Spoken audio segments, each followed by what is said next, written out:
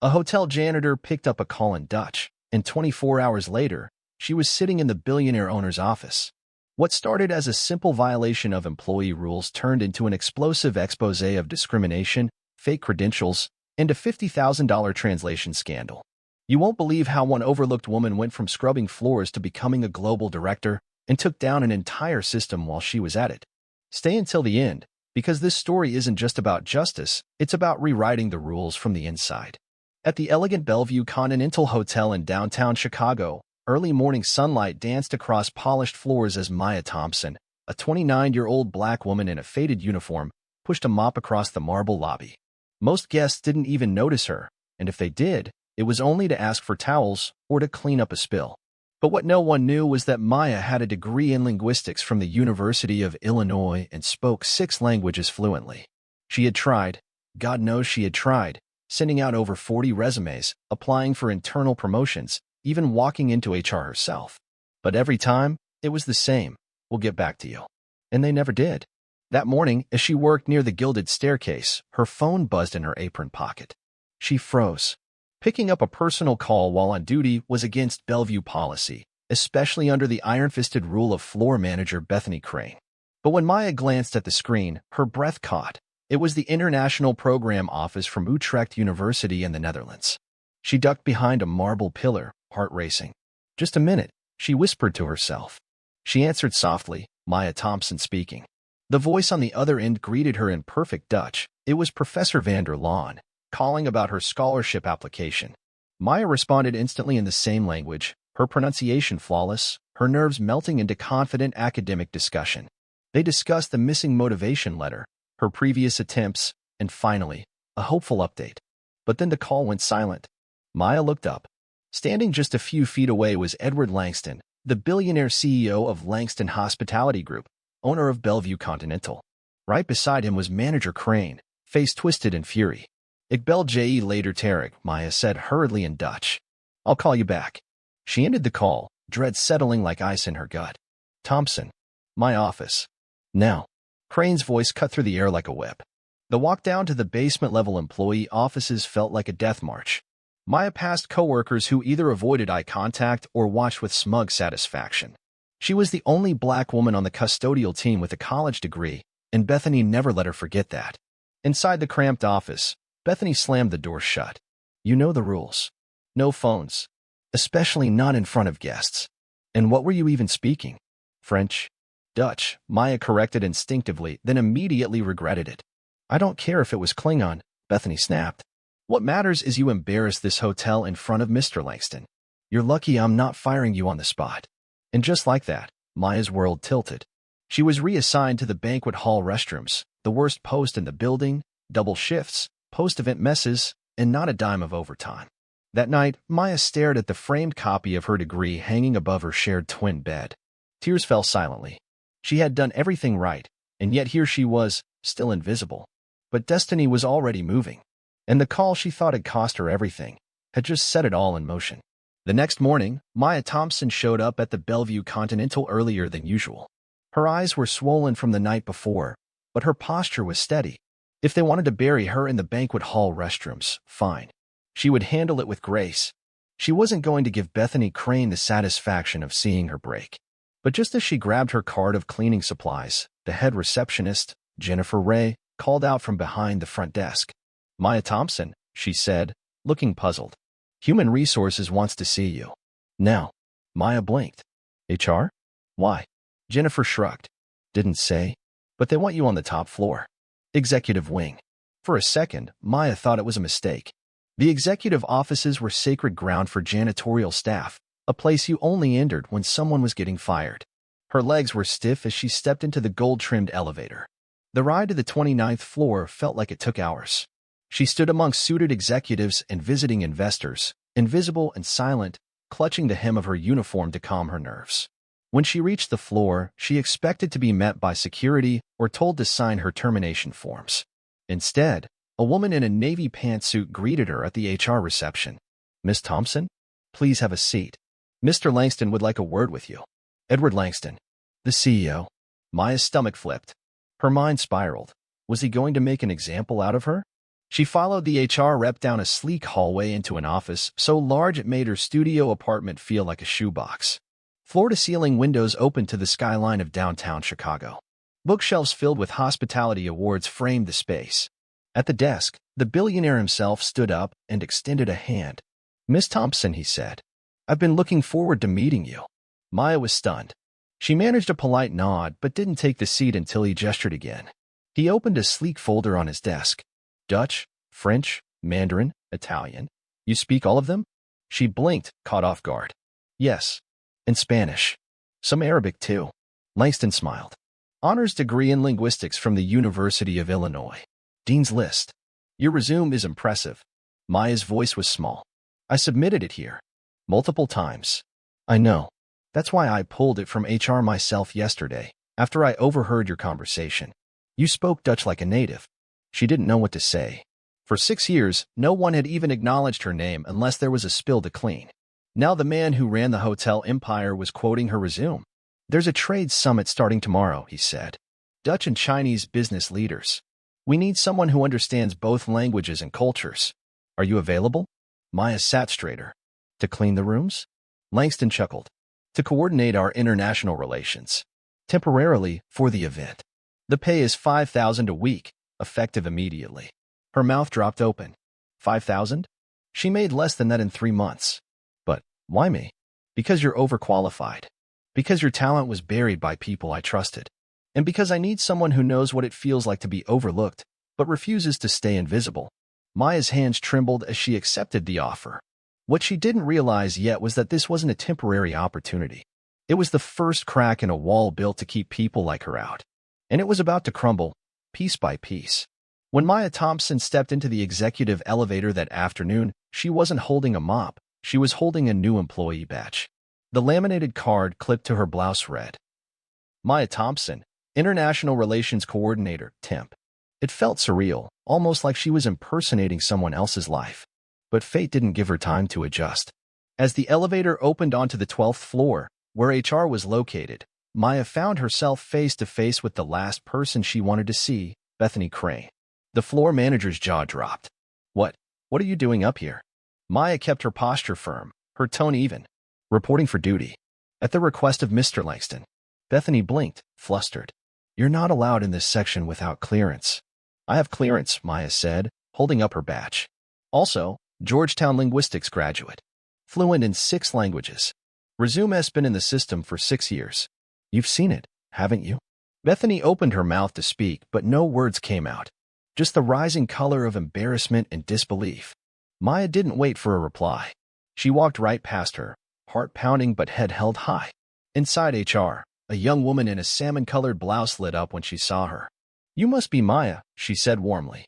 "I'm Imani Harris, the new hiring analyst. And girl, let me tell you, I've been waiting for this moment." Maya looked at her, puzzled. "When I joined 3 months ago, I pulled your file. I couldn't believe someone with your qualifications was still working housekeeping. I tried raising it, but..." Imani trailed off, her face darkening. "Your transfer requests were buried. All denied. By Crane and Director Stephen Bolton, head of operations." Maya felt a chill crawl up her spine. She always suspected, but hearing it aloud was another wound entirely. "I'm glad Langston found out," Imani said, guiding her through her new onboarding forms. "You're the real deal." Later that afternoon, Maya was escorted to the VIP lounge, where she'd prepare welcome documents and language materials for the incoming delegates. But as she skimmed the event binder, her stomach dropped. The Mandarin translations in the welcome guide were riddled with errors, not just grammatical, but culturally offensive ones. A mistranslation in the partnership greeting could easily be read as a slight or insult. If those documents were distributed, it could sabotage the entire summit. She immediately set to work fixing the language, cross-referencing with official tone guidelines and regional customs. She reprinted fresh documents just as Edward Langston walked in, arms folded, observing quietly. "How did you know they were wrong?" he asked. "The language is technically correct," Maya replied. "But the phrases? They're culturally inappropriate. Whoever wrote this doesn't understand corporate etiquette in Chinese diplomacy." Langston's face hardened. "Director Bolton assured me he hired the best." Maya looked him straight in the eyes. "He didn't. What she didn't say was this. She'd been sending alerts about these exact mistakes for years. No one cared, until now. And for the first time, someone in power was finally listening. The morning of the international summit arrived with the kind of high-stakes energy you could feel in the walls of the Bellevue Continental. Luxury cars pulled up one by one, delivering CEOs, diplomats, and global trade leaders from across Asia and Europe. The air was thick with perfume, business cards, and billion-dollar ambitions. And in the middle of it all, Maya Thompson, dressed in a crisp blazer and low heels, moved through the crowd like she had always belonged there. She greeted Dutch delegates in flawless Netherlands, helped the Mandarin-speaking guests find their way with effortless precision, and handled a last-minute translation dispute without breaking a sweat. Every move she made was fluid, graceful, but more importantly, competent. The guests noticed. So did the staff. And for the first time in 6 years, so did Stephen Bolton, the hotel's director of operations, the very man who had denied her promotions, dodged her emails, and never once looked her in the eye. At lunch, Bolton approached her with a strained smile. "Maya, Miss Thompson, I must say, I'm impressed. Seems Manager Crane misjudged you." Maya met his gaze, her tone cool but respectful. "Thank you, Mr. Bolton. It's remarkable how my resume, with fluency in Mandarin, was overlooked, especially considering the hotel spent over $50,000 on outsourced translations for this event." His smile faltered. "There must have been a mix-up," he said weakly. "I never saw your resume." Maya didn't blink. "I received read receipts for every single email, including the ones warning you about mistranslations in past Asian events." Bolton's eyes shifted. For the first time, he looked nervous. What Maya didn't mention was that Imani Harris from HR had quietly given her access to vendor records. And what she found was damning. The translation company Bellevue had been using, Lanford Language Services, was owned by none other than Bolton's niece, a college student with no certified experience in business Mandarin. Worse, every past project contained similar cultural missteps, mistakes that had likely cost Bellevue valuable international partnerships, and no one had questioned it. Until now. That evening, Maya caught sight of Bolton's niece arriving with a new batch of final translations, still riddled with errors. As they passed in the hallway, Maya took a glance at the cover sheet. Master contract, final. Her heart dropped. She raced to Edward Langston's office, burst in unannounced, and placed her phone down on the table. "Mr. Langston, you need to see this." He turned from his desk, startled. "These are the same mistranslations I corrected yesterday," she said. "Bolton's trying to replace my work with his niece's again. I have screenshots. I have copies of the invoices. And I have proof this has been going on for years." Langston stood up slowly. "Are you sure?" Maya didn't hesitate. "I've documented everything." Just then, Imani entered holding a thick folder. "Sir," she said breathlessly, "I just pulled 5 years of hiring records. You need to see this." Langston opened the folder. His face grew colder with every page.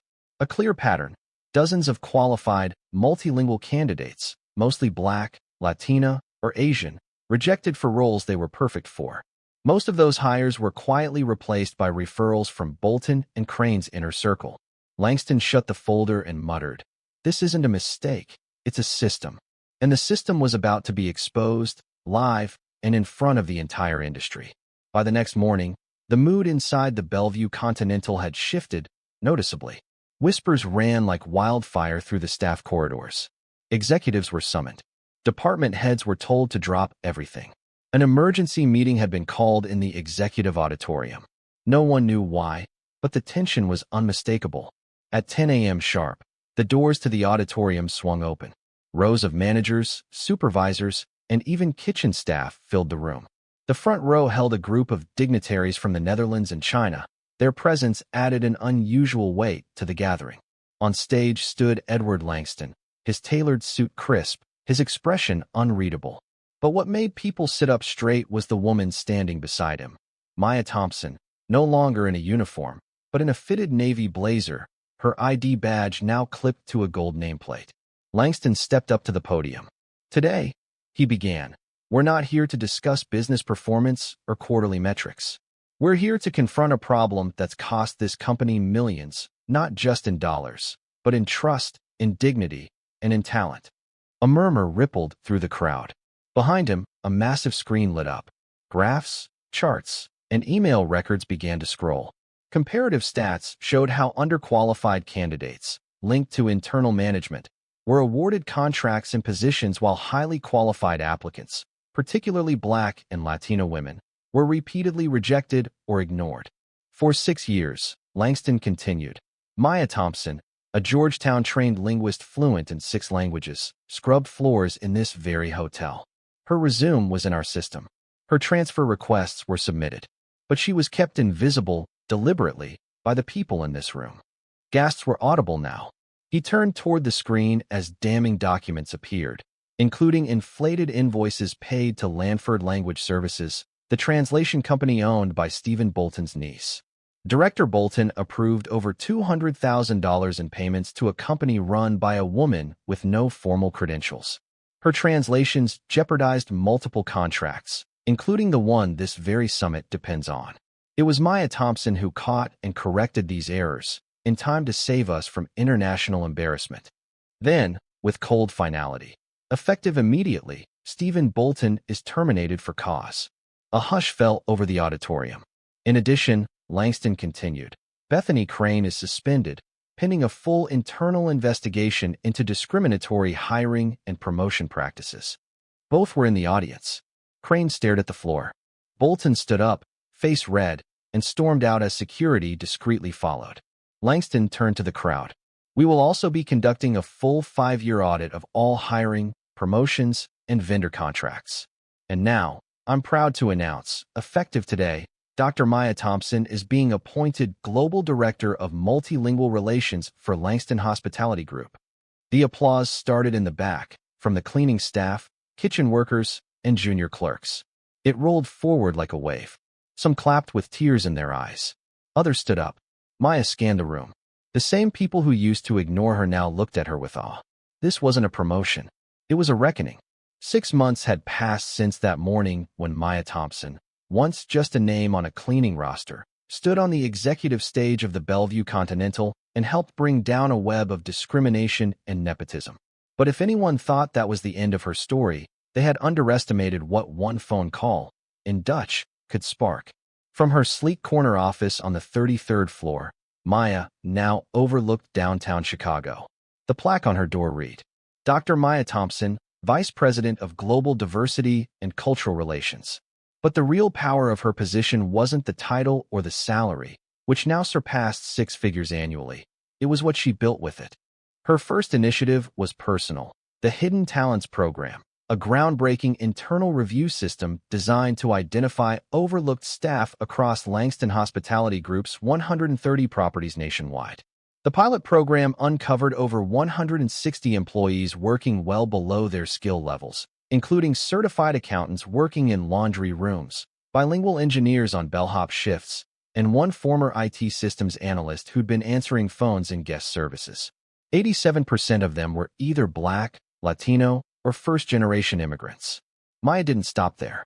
She pushed through mentorship policies, mandatory bias training for hiring managers, and eliminated several referral-only hiring loopholes that had long favored insider networks. She even launched a scholarship fund, financed partly from her own salary, for employees' children pursuing degrees in languages, hospitality, and cultural studies. The first recipient? Lena Torres, the daughter of a housekeeping colleague, who dreamed of becoming a general manager. And across the country, the ripple effect spread. Langston's diversity ranking skyrocketed. Translation outsourcing dropped by 70%, saving the company millions. Guest satisfaction among international travelers increased by 44%. But even more remarkably, staff turnover among minority employees dropped for the first time in 8 years. Meanwhile, Bethany Crane, after an internal review, had been demoted to a laundry supervisor at a remote Colorado resort. And Stephen Bolton?